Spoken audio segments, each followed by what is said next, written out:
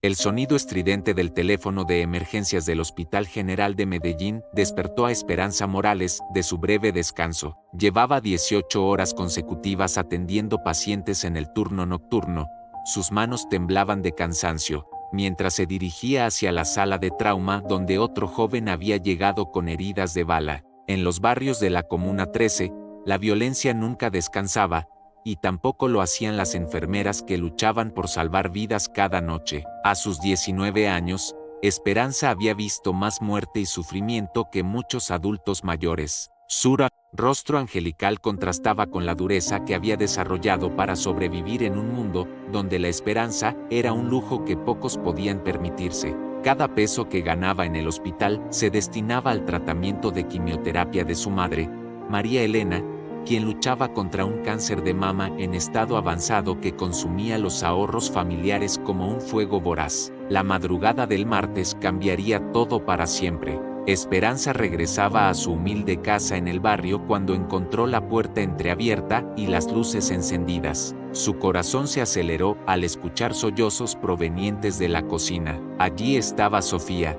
su hermana de 16 años, con el rostro hinchado por las lágrimas y marcas rojas en las muñecas que evidenciaban una lucha reciente. La verdad se desmoronó como un edificio bajo el peso de un terremoto. Sofía, desesperada por conseguir dinero para el tratamiento de su madre, había aceptado transportar un paquete de cocaína desde el centro de Medellín hasta los barrios altos. Lo que parecía un trabajo sencillo, se convirtió en una pesadilla cuando los policías aparecieron en un operativo sorpresa. En su pánico, Sofía arrojó el paquete al río Medellín, perdiendo mercancía valorada en 50 millones de pesos. El mensaje había llegado esa misma tarde a través de un niño del barrio que no tendría más de 12 años. El papel arrugado contenía palabras que helaron la sangre de las hermanas Morales.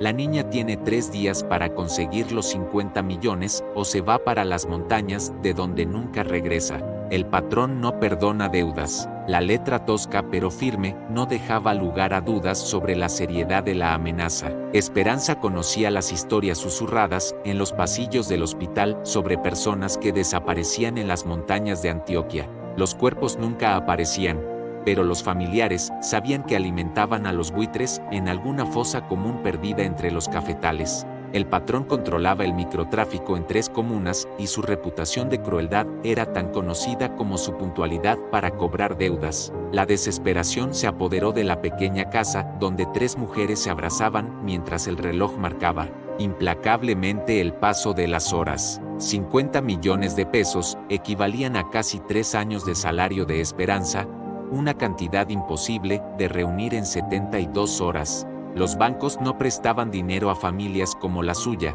y los prestamistas del barrio cobraban intereses que convertirían una deuda en una condena de por vida. Mientras su madre dormía sedada por los calmantes y Sofía lloraba en silencio, Esperanza se enfrentaba a la realidad más cruda de su existencia. En menos de 3 días, perdería a su hermana menor si no encontraba una manera de conseguir una fortuna que estaba completamente fuera de su alcance. El tiempo corría implacablemente hacia un desenlace que parecía inevitable, y en la oscuridad de esa madrugada de terror, Esperanza comenzó a considerar opciones que jamás había imaginado en sus peores pesadillas. El primer día de plazo había comenzado, y con él, la cuenta regresiva hacia una tragedia que cambiaría para siempre el destino de la familia Morales.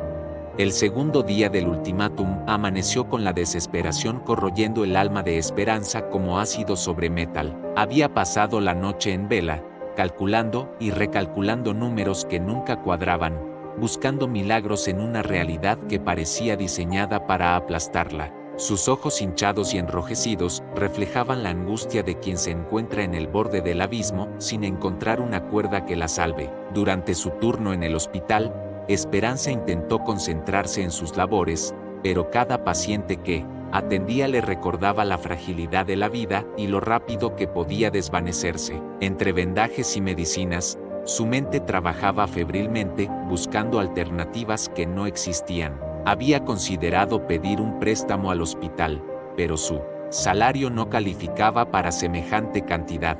Los familiares de otros pacientes habían sugerido acudir a prestamistas del centro, pero las historias de terror sobre intereses del 50% mensual la disuadieron rápidamente. Al salir del hospital esa tarde, Esperanza se dirigió instintivamente hacia el barrio donde había crecido. Necesitaba hablar con alguien, desahogarse con una persona que entendiera la complejidad de sobrevivir en un mundo donde las opciones legales rara vez bastaban para resolver crisis verdaderas. Carmen, su amiga de la infancia que trabajaba en una peluquería del barrio, había sido testigo de historias que pocas personas se atrevían a contar en voz alta. La peluquería de Carmen se había convertido en el centro de información no oficial del barrio. Entre tintes y permanentes, las mujeres compartían secretos, rumores y, ocasionalmente, soluciones desesperadas para problemas aparentemente imposibles. Carmen, una mujer de 25 años que había sobrevivido a un matrimonio abusivo y había criado sola a 2 hijos, poseía una sabiduría de la calle que pocas personas de su edad habían desarrollado. Cuando Esperanza le contó la situación, entre lágrimas, Carmen guardó silencio durante largos minutos mientras continuaba peinando a una clienta que parecía ajena a la conversación. La respuesta llegó en forma de susurros cuidadosos, palabras que se pronunciaban como si fueran conjuros peligrosos que podrían invocar fuerzas incontrolables si se decían demasiado alto. Carmen había escuchado historias sobre mujeres que habían resuelto problemas económicos extremos recurriendo a métodos que la sociedad prefería ignorar. No se trataba de prostitución común, sino de arreglos más sofisticados con hombres poderosos que valoraban la exclusividad y la discreción por encima del dinero. En esos círculos, la virginidad se había convertido en una moneda de cambio, que podía alcanzar valores astronómicos, especialmente cuando se trataba de mujeres jóvenes, educadas y desesperadas. El nombre que Carmen pronunció con reverencia y temor a partes iguales fue Alejandro Vázquez, conocido en todo Medellín como el Rey. No era un narcotraficante común que controlara esquinas o barrios, era el emperador de un imperio que se extendía desde las montañas de Antioquia hasta las costas del Caribe. Su reputación precedía cualquier descripción, cruel cuando era necesario, generoso cuando convenía, pero siempre un hombre de palabra que cumplía sus tratos sin excepción. Carmen le explicó que el rey tenía debilidades conocidas por ciertos círculos de mujeres en la ciudad. A pesar de tener acceso a las modelos y actrices más hermosas de Colombia, Alejandro Vázquez sentía una atracción particular por las mujeres vírgenes de clase trabajadora, especialmente aquellas que se acercaban a él movidas por necesidades familiares genuinas en lugar de ambiciones personales. Para él, representaban una pureza que el dinero no podía comprar en su mundo corrompido. La propuesta que Carmen planteó era tan simple como aterradora. Esperanza podría ofrecerle su virginidad a el rey, a cambio de una suma lo suficientemente grande como para resolver no solo la deuda de Sofía, sino también asegurar el tratamiento completo de su madre. Sin embargo, acercarse a Alejandro Vázquez significaba entrar en un mundo del cual muy pocas personas salían ilesas, un universo donde las reglas normales no aplicaban y donde un error podía significar la diferencia entre la salvación y la destrucción total. Esa noche, mientras Sofía dormía inquieta y su madre tosía débilmente desde su habitación, Esperanza se encontró frente al espejo de su pequeña habitación, estudiando su reflejo con una mezcla de terror y determinación. Su cuerpo de 19 años, preservado de las experiencias que habían marcado a muchas de sus contemporáneas, representaba ahora la única carta que podía jugar en una partida donde las apuestas eran la vida de su hermana y la supervivencia de su familia. El segundo día se desvanecía rápidamente, y con él, las esperanzas de encontrar una solución convencional. En la oscuridad de su habitación, Esperanza tomó una decisión que cambiaría su destino para siempre. El tercer y último día del ultimátum amaneció con una claridad cruel que parecía burlarse de la desesperación de Esperanza. Había tomado la decisión más difícil de su vida durante las primeras horas de la madrugada, después de contemplar el rostro dormido de Sofía y escuchar la respiración laboriosa de su madre desde la habitación contigua. No existían más opciones, no quedaban alternativas dignas que explorar. Solo restaba un camino: por oscuro y peligroso que fuera. Carmen había hecho las gestiones necesarias durante la noche anterior. En el mundo de Alejandro Vázquez, no se podía simplemente aparecer sin previo aviso. Los contactos debían establecerse cuidadosamente, las intenciones debían comunicarse a través de intermediarios confiables, y las credenciales debían verificarse antes de que alguien pudiera siquiera aspirar a una audiencia con el rey. La reputación de Carmen como mujer discreta y conocedora de los códigos del barrio había facilitado el proceso, pero aún así, la cita se había conseguido con apenas 6 horas de anticipación. La mansión de Alejandro Vázquez en Las Palmas se alzaba como un palacio moderno sobre las montañas que rodeaban Medellín.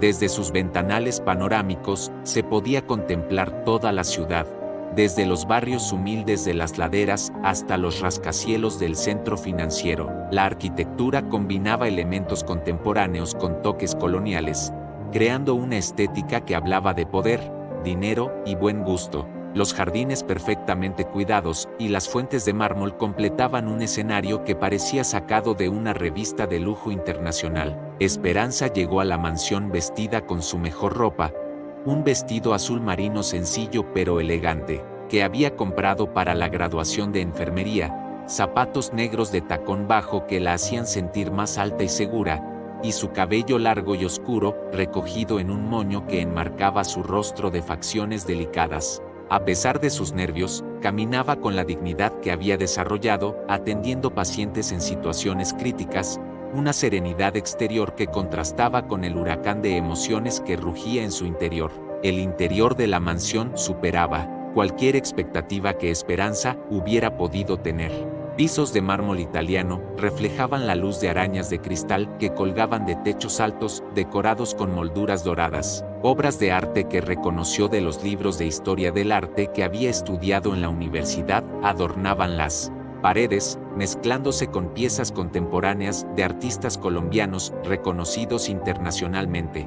Todo en ese espacio hablaba de un hombre que había convertido la ostentación en una forma de arte. Alejandro Vázquez la recibió en su estudio privado, una habitación dominada por una biblioteca que contenía cientos de libros encuadernados, en cuero, un escritorio de caoba maciza y ventanales que ofrecían una vista espectacular del Valle de Aburrá. El rey tenía 35 años, pero su rostro mostraba las marcas de una vida vivida intensamente. Cicatrices casi imperceptibles atravesaban su mejilla izquierda, recordatorios permanentes de guerras territoriales que había librado y ganado. Sus ojos grises tenían la frialdad del acero templado, pero también una inteligencia penetrante que parecía capaz de leer los pensamientos más íntimos de las personas. Vestido con un traje italiano impecablemente cortado y una camisa blanca, que realzaba su piel bronceada, Alejandro se movía con la elegancia de un felino y la confianza de quien nunca había conocido la derrota.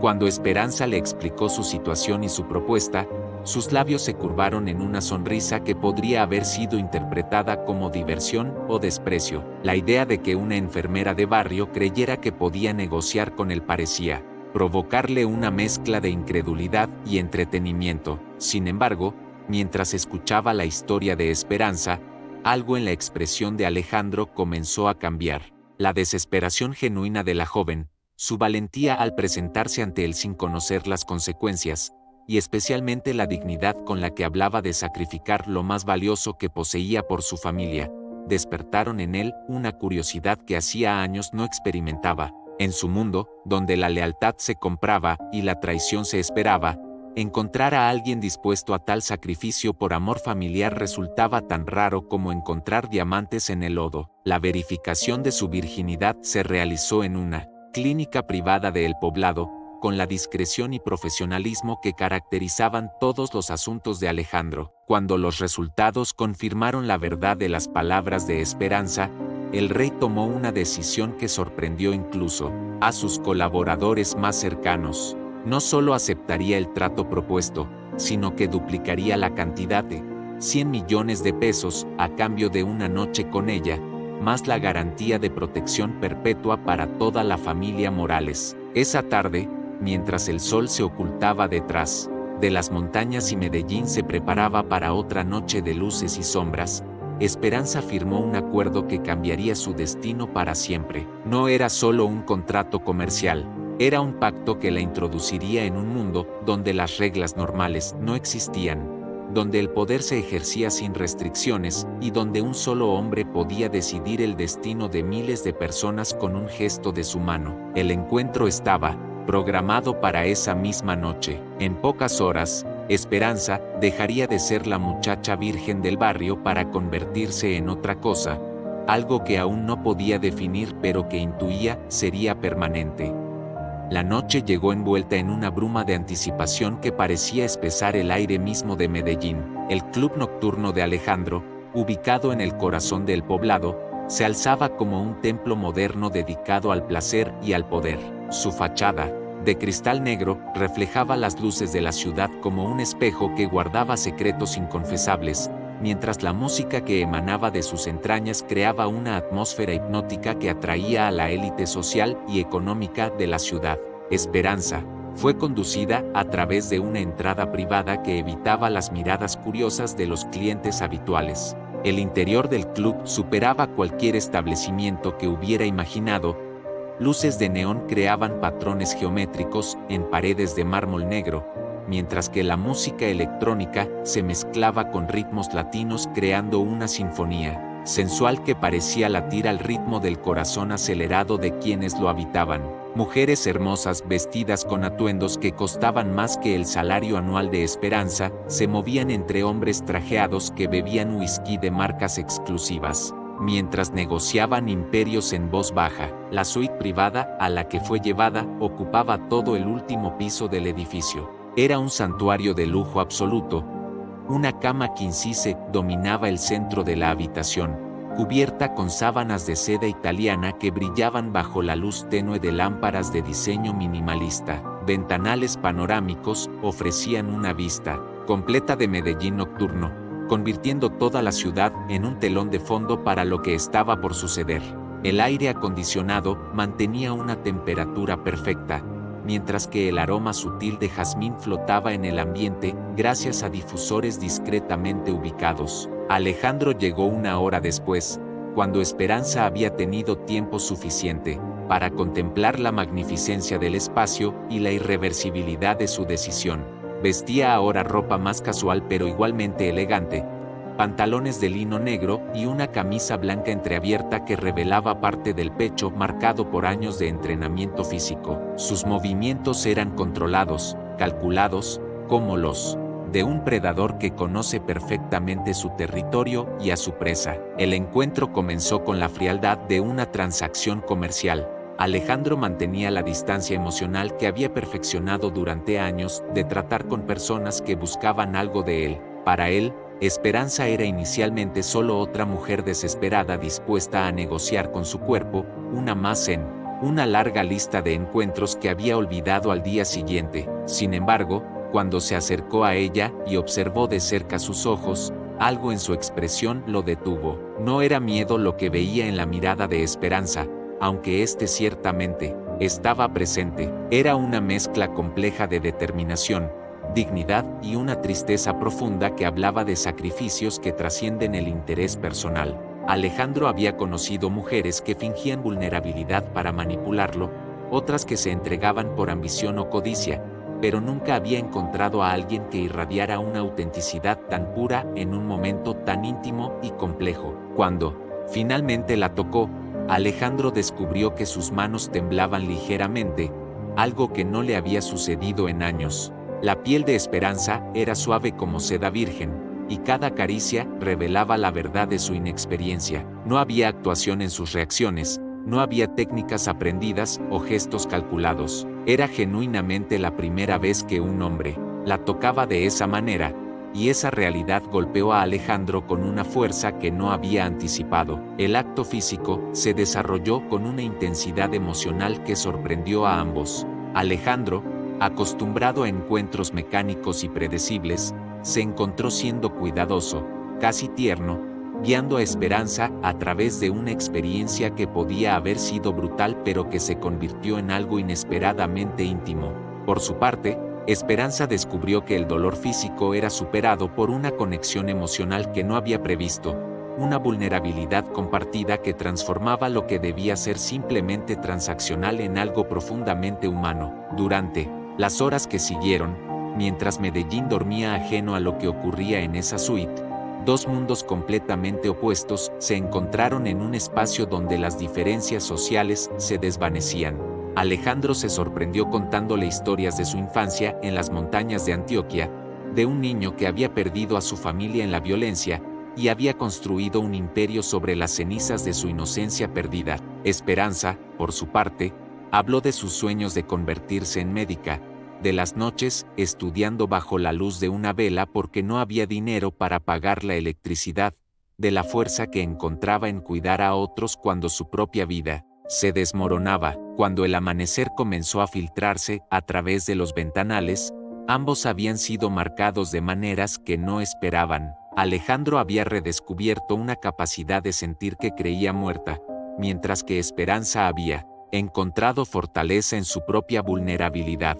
Lo que había comenzado como la noche más oscura de su vida se había transformado en una experiencia que la conectaba consigo misma de maneras que no había imaginado posibles. El sol naciente sobre las montañas de Medellín iluminó dos figuras, que yacían en silencio, cada una procesando internamente los cambios que habían ocurrido durante esas horas íntimas. El contrato había sido cumplido, la transacción completada, pero algo mucho más complejo y poderoso había nacido entre las sábanas de seda italiana de esa suite donde el rey más poderoso de Colombia había encontrado su propia humanidad reflejada en los ojos de una enfermera de barrio. Los días que siguieron a esa noche transformadora se desenvolvieron con la precisión mecánica que caracterizaba todos los negocios de Alejandro Vázquez. El rey cumplió cada detalle de su palabra con una eficiencia que demostró por qué había logrado construir un imperio en un mundo donde las promesas rotas costaban vidas. Sin embargo, mientras ejecutaba los términos del acuerdo, algo había cambiado fundamentalmente en la manera en que funcionaba su mente, algo que sus colaboradores más cercanos comenzaron a notar con preocupación creciente. El primer movimiento fue contra el patrón. Alejandro no se limitó a pagar la deuda de 50 millones de pesos. Envió a sus hombres más confiables a tener una conversación educativa con el narcotraficante de barrio. La reunión se llevó a cabo en un almacén abandonado de la Comuna 13, donde el patrón descubrió que amenazar a la familia Morales equivalía a desafiar directamente al rey de Medellín. El mensaje fue claro y efectivo. La deuda quedaba saldada.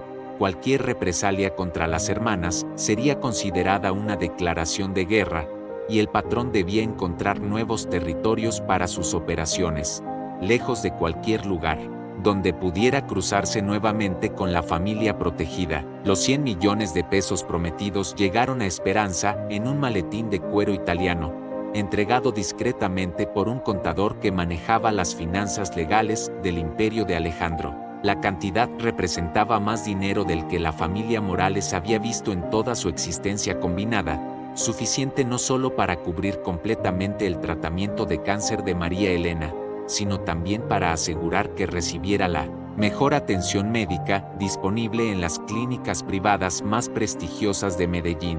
La transformación en la vida de la familia fue inmediata y dramática. María Elena fue trasladada del hospital público, donde había recibido tratamiento básico, a la Clínica de Oncología Las Américas, donde un equipo de especialistas desarrolló un plan de tratamiento agresivo que incluía las terapias más avanzadas disponibles. Sofía, liberada del terror que había dominado su vida durante días, pudo regresar a sus estudios con la tranquilidad de saber que su error había sido perdonado y que su familia estaba ahora bajo la protección de fuerzas que ningún criminal de barrio se atrevería a desafiar. Sin embargo, el cumplimiento del contrato no trajo a Alejandro la satisfacción habitual que experimentaba al cerrar negocios exitosos. En lugar de la sensación de conquista que normalmente seguía a estos encuentros, se encontró inquieto, distraído, obsesionado con pensamientos que no podía controlar.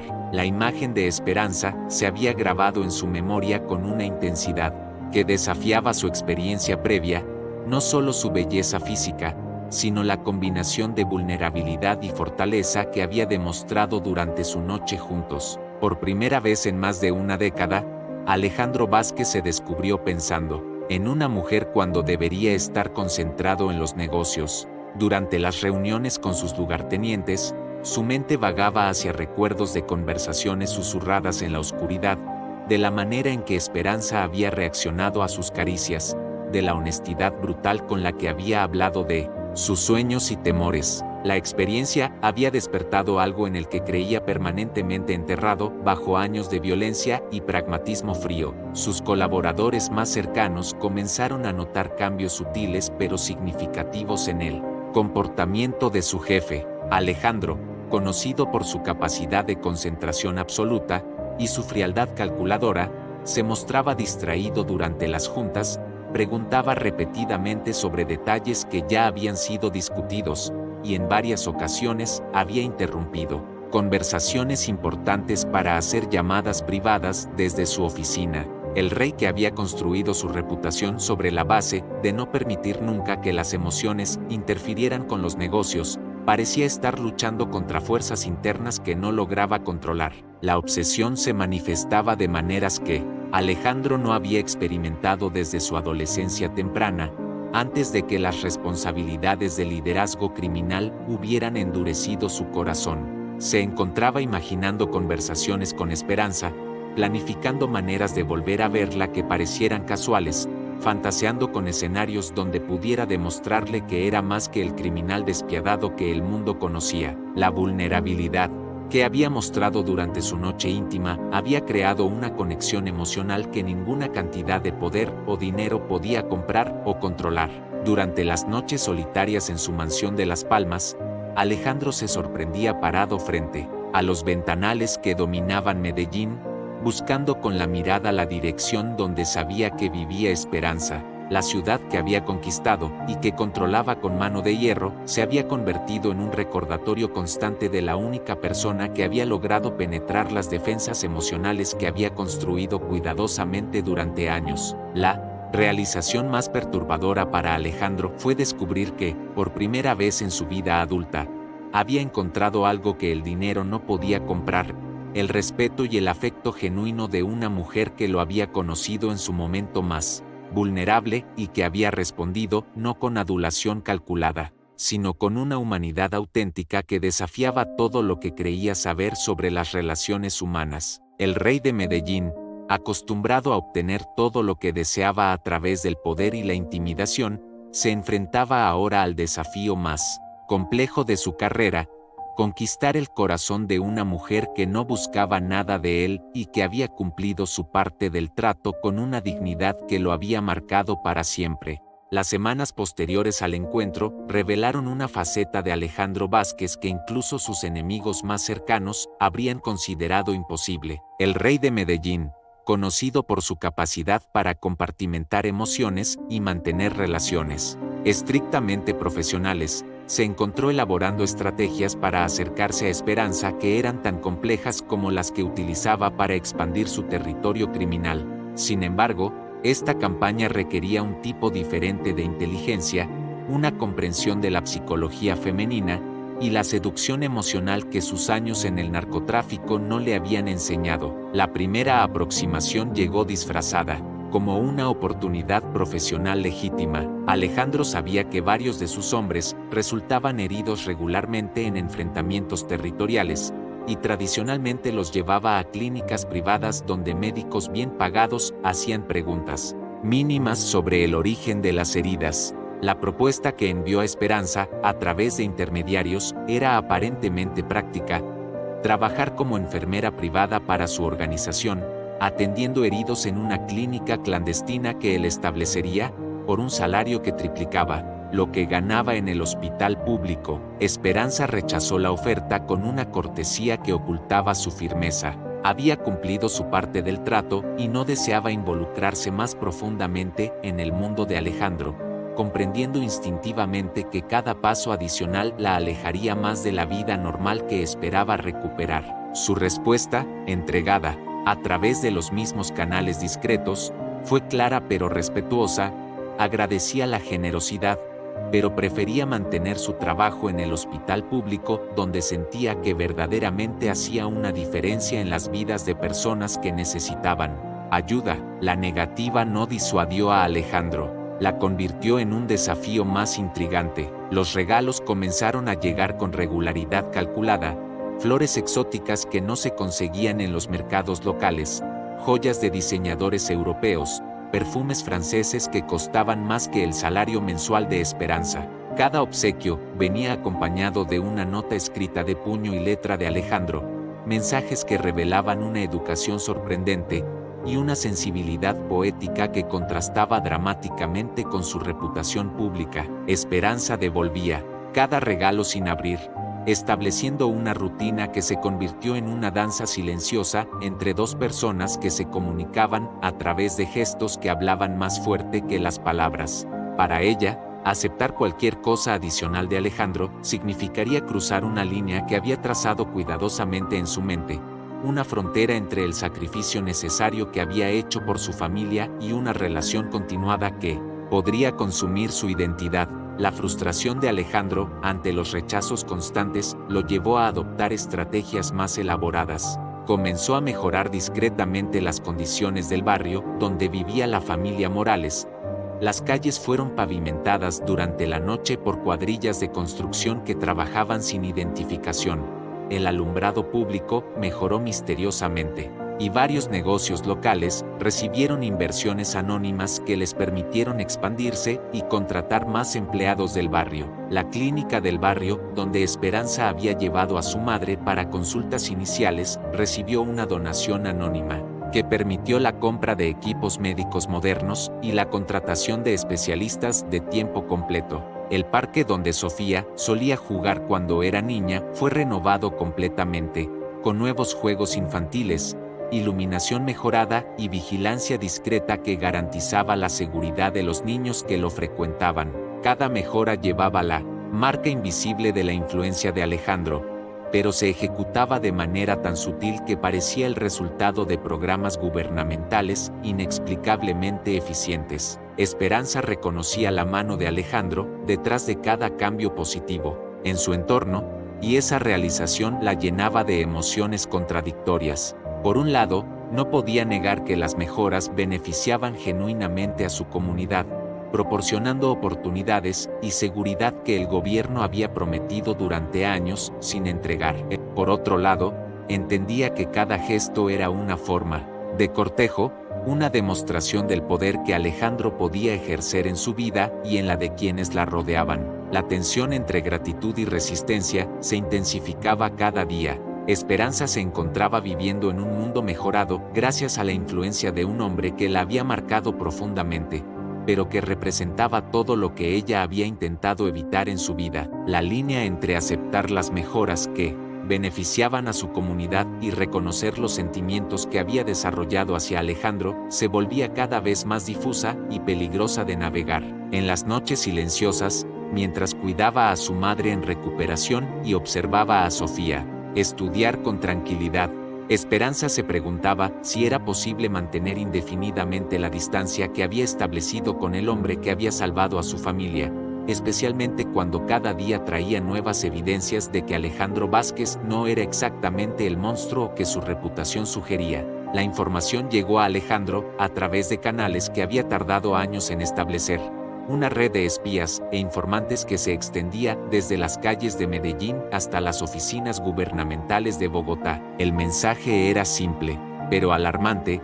El cártel de Cali, liderado por un hombre conocido como el Cobra, había comenzado a mostrar interés en los asuntos personales del rey de Medellín. La inteligencia sugería que habían identificado a Esperanza como una debilidad potencial que podía ser explotada para debilitar el control territorial de Alejandro en Antioquia. El Cobra representaba una amenaza diferente a los enemigos tradicionales que Alejandro había enfrentado durante su ascenso al poder. No era un criminal impulsivo movido por la sed de venganza o la ambición ciega, sino un estratega calculador que había construido su imperio sobre la base de identificar y explotar las vulnerabilidades psicológicas de sus rivales. Su reputación se basaba en una crueldad intelectual que convertía las emociones humanas en armas más efectivas que las balas o las bombas. La investigación que el Cobra había ordenado sobre Alejandro reveló patrones de comportamiento que cualquier observador entrenado podría interpretar como síntomas de compromiso emocional.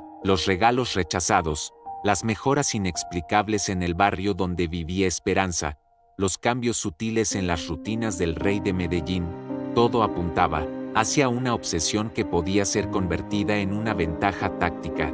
Para el Cobra, Esperanza no era una persona sino una herramienta, un instrumento que podía ser utilizado para hacer que el criminal más poderoso de Colombia tomara decisiones irracionales movido por el corazón en lugar de la lógica estratégica. El plan se ejecutó con la precisión militar que caracterizaba todas las operaciones del Cártel de Cali. Esperanza fue secuestrada durante su turno nocturno en el hospital, cuando salía de atender a un paciente en la unidad de cuidados intensivos. Los secuestradores eran profesionales que habían estudiado sus rutinas durante semanas, conocían cada movimiento, cada patrón, cada momento de vulnerabilidad en su vida diaria. La operación se completó en menos de 3 minutos, sin testigos, sin resistencia, sin dejar rastros que pudieran ser seguidos por métodos convencionales. La nota de rescate llegó a Alejandro 12 horas después, entregada por un niño de la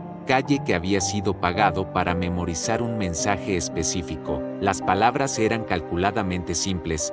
Esperanza estaba viva y seguiría estándolo mientras Alejandro cediera el control de 3 rutas de tráfico estratégicas que conectaban el puerto de Buenaventura con los mercados internacionales. El ultimátum incluía una prueba de vida, una fotografía de Esperanza atada pero aparentemente ilesa, sosteniendo un periódico del día anterior. La reacción de Alejandro fue inmediata y explosiva. Por primera vez en su carrera criminal, sus decisiones no estaban siendo dictadas por consideraciones estratégicas, sino por una furia emocional que consumía su capacidad de pensamiento racional.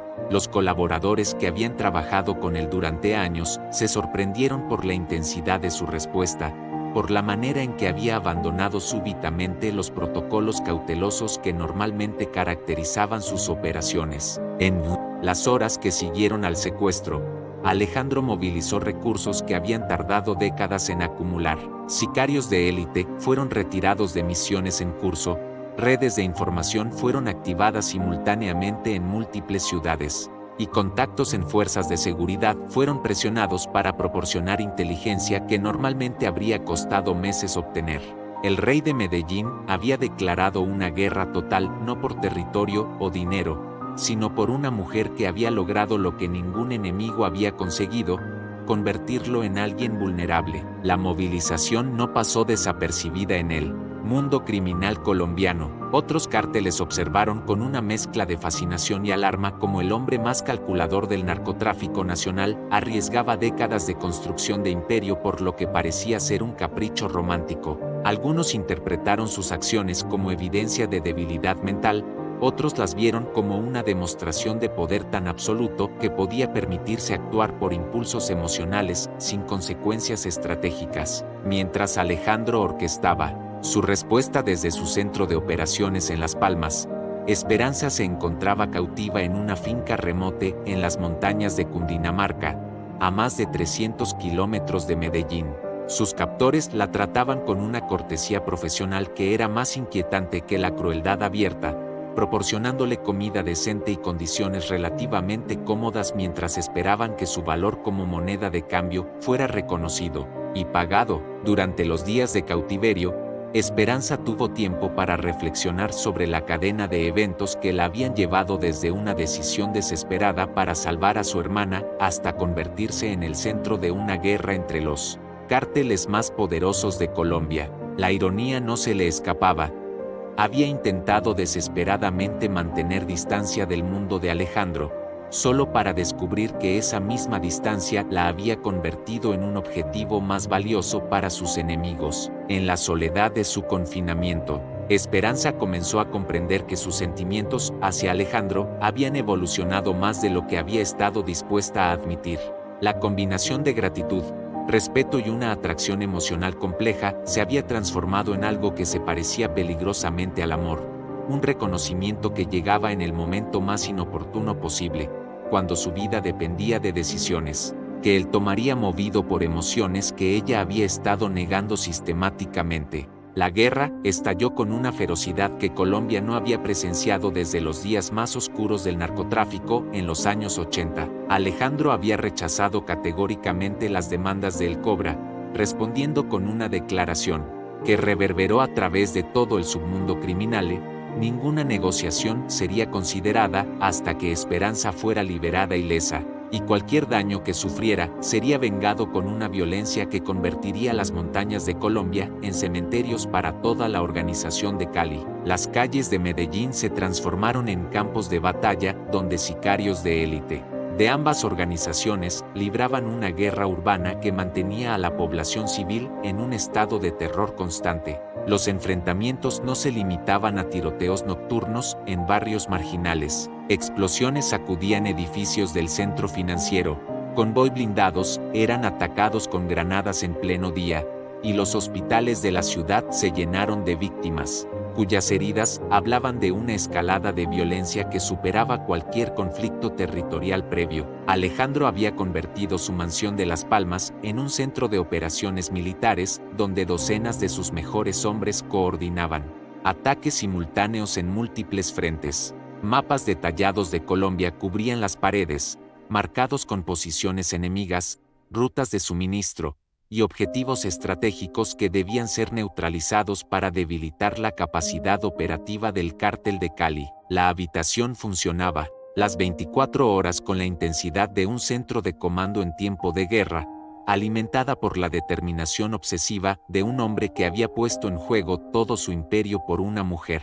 La búsqueda de Esperanza se había convertido en la operación de inteligencia más elaborada que Alejandro había ejecutado jamás. Equipos especializados rastreaban comunicaciones telefónicas, satelitales de reconocimiento proporcionaban imágenes aéreas de propiedades sospechosas, y una red de informantes distribuía recompensas equivalentes al Producto Interno Bruto de países pequeños por cualquier información que llevara al paradero de la rehén más valiosa de Colombia. Durante los días que la guerra se intensificaba, otros cárteles menores tomaron partido o se mantuvieron cautelosamente neutrales, comprendiendo que el conflicto entre Medellín y Cali redefinirían el mapa del poder criminal en el país. Algunos aprovecharon la distracción para expandir sus propios territorios, otros ofrecieron servicios mercenarios a ambos bandos, pero todos observaban con fascinación cómo el amor había conseguido lo que años de rivalidad comercial no habían logrado: una guerra total entre las dos organizaciones más poderosas del narcotráfico sudamericano. Mientras Medellín ardía en violencia, Esperanza permanecía cautiva en la finca de Cundinamarca, cada día más consciente del costo humano que su liberación estaba generando. Las noticias llegaban a través de radios que sus captores escuchaban descuidadamente, reportes que describían una escalada de violencia que ya había cobrado decenas de vidas y que amenazaba con extenderse más allá de las fronteras colombianas. La culpa se mezclaba con una comprensión gradual de que se había convertido involuntariamente en el epicentro de fuerzas que superaban cualquier cosa que hubiera imaginado cuando tomó la decisión de acercarse a Alejandro. La rutina de su cautiverio le proporcionaba tiempo para reflexionar sobre la complejidad de sus sentimientos hacia el hombre que había puesto en riesgo todo su imperio por rescatarla. La gratitud inicial se había transformado en algo más profundo y complejo, una admiración por la lealtad absoluta que Alejandro demostraba, mezclada con horror por los métodos que utilizaba para expresarla. Por primera vez, Esperanza se enfrentaba a la realidad de que había desarrollado sentimientos auténticos hacia un hombre cuya respuesta al amor era declarar una guerra que estaba destrozando la ciudad que ambos llamaban hogar. Los captores de Esperanza comenzaron a mostrar signos de nerviosismo a medida que las noticias revelaban la magnitud de la respuesta de Alejandro. El Cobra había calculado que el rey de Medellín haría concesiones territoriales para recuperar a su obsesión, pero no había anticipado una reacción tan desproporcionalmente violenta que amenazaba con destruir décadas de equilibrio criminal. Cuidadosamente mantenido, la estrategia psicológica se había convertido en una pesadilla logística que requería recursos cada vez mayores para mantenerse a salvo de la cacería más intensa que Colombia había presenciado. La inteligencia de Alejandro finalmente identificó la ubicación aproximada de Esperanza después de interceptar comunicaciones entre fincas sospechosas en Cundinamarca. La información llegó a través de un infiltrado que había logrado penetrar las comunicaciones del cártel de Cali, proporcionando coordenadas que fueron verificadas a través de múltiples fuentes antes de ser consideradas confiables. La finca estaba ubicada en terreno montañoso, defendida por sicarios experimentados, y accesible solo a través de caminos rurales que podían ser fácilmente bloqueados o minados. La preparación del rescate reveló la transformación que había experimentado Alejandro durante las semanas de guerra. El estratega calculador había sido reemplazado por un guerrero impulsado por emociones primitivas que no reconocía límites morales o prácticos. Había decidido liderar personalmente la operación de rescate, algo que ninguno de sus consejeros consideraba prudente pero que nadie se atrevía a cuestionar. Por primera vez en su carrera criminal, Alejandro Vázquez estaba dispuesto a arriesgar su propia vida en una operación de campo, movido por sentimientos que había pasado décadas reprimiendo. El amor había desatado fuerzas que estaban redefiniendo no solo la relación entre dos personas, sino el equilibrio de poder en todo el narcotráfico colombiano. En las montañas de Cundinamarca, una enfermera de barrio esperaba sin saber que se había convertido en el premio de una guerra que había comenzado con su sacrificio y que podría terminar con la destrucción de todo lo que ambos amantes valoraban. Para sus enemigos, en la soledad de su confinamiento, Esperanza comenzó a comprender que sus sentimientos hacia Alejandro habían evolucionado más de lo que había estado dispuesta a admitir. La combinación de gratitud, respeto y una atracción emocional compleja se había transformado en algo que se parecía peligrosamente al amor, un reconocimiento que llegaba en el momento más inoportuno posible, cuando su vida dependía de decisiones que él tomaría movido por emociones que ella había estado negando sistemáticamente. El amanecer del séptimo día de cautiverio llegó acompañado de un rugido ensordecedor que cortó el aire de las montañas de Cundinamarca como una tormenta sobrenatural. 3 helicópteros militares negros aparecieron sobre el horizonte, volando en formación perfecta, transportando la fuerza de rescate más letal que Alejandro había ensamblado jamás. La operación había sido planificada con precisión militar durante 48 horas, sin descanso, utilizando inteligencia satelital, reconocimiento aéreo y la experiencia combinada de mercenarios que habían participado en conflictos armados en 3 continentes diferentes. Alejandro lideraba personalmente el asalto desde el helicóptero principal, vestido con equipo táctico militar que contrastaba dramáticamente con los trajes italianos que normalmente usaba. Por primera vez en más de una década, llevaba un arma en sus propias manos, un rifle de asalto que había aprendido a usar en su juventud pero que había dejado de necesitar cuando otros comenzaron a pelear sus batallas. La transformación era completa. El empresario criminal se había convertido en un soldado movido por una misión que trascendía consideraciones estratégicas o económicas. El ataque comenzó con precisión quirúrgica cuando los helicópteros tomaron posiciones estratégicas alrededor de la finca. Los hombres de Alejandro descendieron por cuerdas como arañas letales, estableciendo perímetros de seguridad mientras neutralizaban las defensas exteriores con una eficiencia que hablaba de entrenamiento profesional y preparación exhaustiva. Los sicarios del cártel de Cali, sorprendidos por la magnitud y coordinación del asalto, respondieron con resistencia desesperada pero desorganizada. La batalla se desarrolló en múltiples niveles. Francotiradores en las montañas circundantes proporcionaban cobertura, mientras equipos de asalto avanzaban hacia la casa principal donde los sensores térmicos habían identificado la mayor concentración de personas. Explosiones controladas abrieron brechas en las defensas, mientras que gases lacrimógenos forzaban a los defensores hacia posiciones donde podían ser neutralizados con mínimo riesgo para la rehén que todos sabían se encontraba en algún lugar del complejo. Alejandro avanzó hacia el edificio principal con una determinación que rayaba en la temeridad, ignorando las balas que silbaban a su alrededor y rechazando las súplicas de sus hombres para que permaneciera en una posición más segura.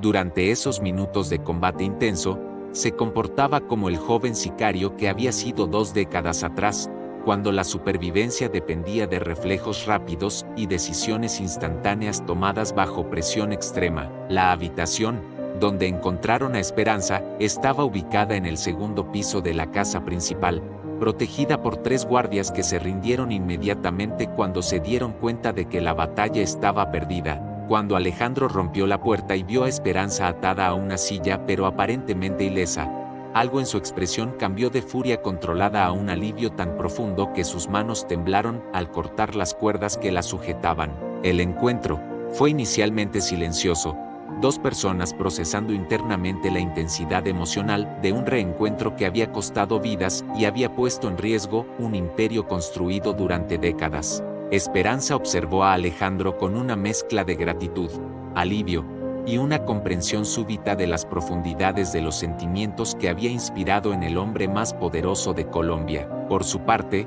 Alejandro se enfrentó cara a cara con la realidad de lo que había estado dispuesto a sacrificar por salvarla. La evacuación se realizó bajo fuego enemigo, con Alejandro protegiendo personalmente a Esperanza mientras sus hombres establecían corredores seguros hacia los helicópteros de extracción.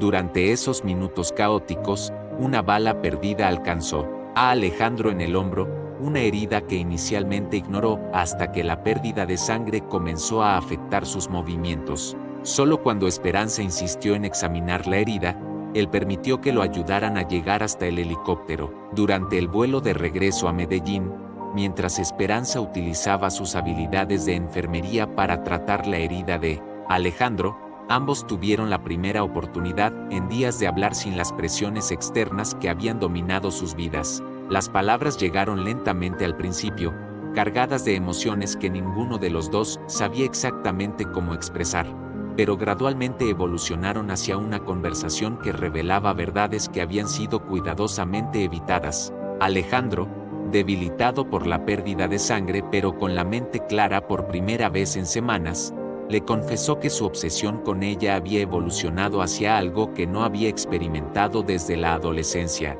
amor genuino no contaminado por consideraciones de poder, dinero o ventaja estratégica. Le explicó que estaba dispuesto a abandonar todo lo que había construido si eso significaba la posibilidad de una vida juntos, lejos de la violencia que había definido su existencia. Esperanza, sorprendida por la vulnerabilidad que Alejandro mostraba mientras ella cosía su herida, se encontró confesando que sus propios sentimientos habían cambiado durante las semanas de separación forzada. La gratitud se había transformado en respeto, el respeto en admiración, y la admiración en un amor complejo que reconocía tanto las virtudes como las contradicciones del hombre que había arriesgado todo por rescatarla. Cuando los helicópteros aterrizaron en las montañas de Las Palmas, mientras el sol se ocultaba detrás de Medellín y las luces de la ciudad comenzaban a parpadear como estrellas terrestres, 2 personas habían llegado finalmente a una comprensión mutua que había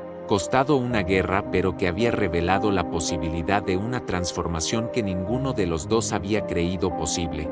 2 años después de aquella noche que había comenzado como una transacción desesperada, el Mediterráneo se extendía como un lienzo azul infinito más allá de las ventanas de una villa de arquitectura morisca ubicada en las colinas de Mijas, en la Costa del Sol española. Elena Morales se despertaba cada mañana contemplando un paisaje que contrastaba dramáticamente con las montañas de Medellín, pero que había llegado a representar la paz que nunca había creído posible durante sus primeros 19 años de vida. La transformación había sido tan completa que a veces se sorprendía a sí misma, olvidando temporalmente la intensidad de los eventos que la habían llevado hasta esa nueva existencia. Andrés Delgado, el nombre que había adoptado el hombre que una vez fue conocido como el Rey de Medellín, se había levantado temprano como siempre, preparando café colombiano en una cocina que combinaba elementos modernos con toques rústicos, que recordaban sutilmente el país que habían dejado atrás por razones que el mundo nunca conocería completamente. La villa que habitaban había sido adquirida a través de una compleja red de empresas legales que Alejandro había establecido durante sus últimos años en Colombia, anticipando un día en que podría necesitar una salida completamente limpia del mundo que había dominado. Cada detalle de su nueva identidad había sido construido cuidadosamente, Andrés Delgado era un empresario argentino que había hecho fortuna en bienes raíces, con documentación impecable y una historia personal que resistía cualquier investigación superficial. Elena estudiaba medicina en la Universidad de Málaga, una carrera que había pospuesto durante años debido a las circunstancias familiares, pero que finalmente podía perseguir con la tranquilidad financiera que Andrés proporcionaba. Sus profesores la conocían como una estudiante excepcionalmente dedicada, con una comprensión práctica de la enfermería que superaba la de muchos de sus compañeros, aunque nunca sospecharon que esa experiencia había sido adquirida en los pasillos de un hospital público de Medellín, donde cada noche traía nuevas víctimas de la violencia urbana. La rutina diaria que habían establecido reflejaba una normalidad que ambos habían anhelado sin saber si alguna vez sería posible. Andrés se levantaba al amanecer para revisar los mercados financieros internacionales, gestionando inversiones en propiedades españolas, fondos europeos y proyectos de desarrollo urbano que habían convertido la fortuna criminal en riqueza completamente legítima. Por las tardes, cuando Elena regresaba de la universidad, caminaban juntos por los senderos que descendían hacia el pueblo, como cualquier pareja joven disfrutando de la vida en la Costa del Sol. Las visitas de María Elena y Sofía habían evolucionado de reuniones cargadas emocionalmente a encuentros familiares naturales que llenaban la villa de risas y conversaciones en español que hacían que los días más soleados se sintieran aún más brillantes. María Elena, completamente recuperada del cáncer gracias al tratamiento que el dinero de Alejandro había financiado, se había convertido en una mujer sabia que comprendía intuitivamente que no debía hacer preguntas sobre los detalles específicos de la nueva vida de su hija, satisfecha simplemente con verla feliz y segura. Sofía, ahora una estudiante universitaria de 18 años que estudiaba ingeniería en Medellín con todos los gastos pagados por el generoso hermano de su hermana, visitaba España durante los veranos con la energía juvenil que su experiencia traumática no había logrado apagar. Para ella, Andrés era simplemente el hombre que había salvado a su familia y que había demostrado que el amor verdadero podía existir incluso en las circunstancias más improbables. Las tardes en la terraza de la villa se habían convertido en el momento más preciado del día para Elena y Andrés. Mientras el sol se ocultaba sobre el Mediterráneo, pintando el cielo en tonos de oro y carmesí, conversaban sobre temas que habrían sido impensables durante sus primeros encuentros en Medellín: los estudios de Elena, los proyectos inmobiliarios de Andrés, los libros que leían, los viajes que planeaban, los sueños que habían creído imposibles cuando sus vidas estaban definidas por la supervivencia y la desesperación. La intimidad entre ellos había evolucionado desde la intensidad desesperada de sus primeros encuentros hasta una conexión emocional y física que se basaba en comprensión mutua, respeto profundo y un amor que había sido probado por circunstancias extremas. Andrés había descubierto que la vulnerabilidad que había mostrado durante su noche íntima inicial no había sido una debilidad temporal, sino una parte auténtica de su personalidad que la vida criminal había forzado a reprimir durante décadas. Elena, por su parte, había aprendido a ver más allá de las acciones que Alejandro había tomado en su vida anterior, reconociendo en Andrés al hombre que siempre había existido debajo de la armadura del rey de Medellín. La capacidad de protección feroz que había demostrado durante su rescate se había transformado en una dedicación gentil pero inquebrantable a su felicidad y seguridad, manifestándose en gestos cotidianos que hablaban de un amor que había madurado desde la obsesión hacia la devoción. En las noches estrelladas de la Costa del Sol, cuando el sonido de las olas del Mediterráneo proporcionaba una banda sonora natural a sus conversaciones, Elena y Andrés reflexionaban ocasionalmente sobre el camino improbable que los había llevado desde una transacción desesperada en las calles violentas de Medellín hasta una vida de paz y propósito en las colinas españolas. Lo que había comenzado como el precio más alto que una mujer joven había estado dispuesta a pagar por la supervivencia de su familia, se había transformado en la inversión más valiosa que cualquiera de ellos había hecho jamás: una apuesta en el poder transformador del amor auténtico que había resultado en la salvación de dos almas que habían creído perdidas para siempre.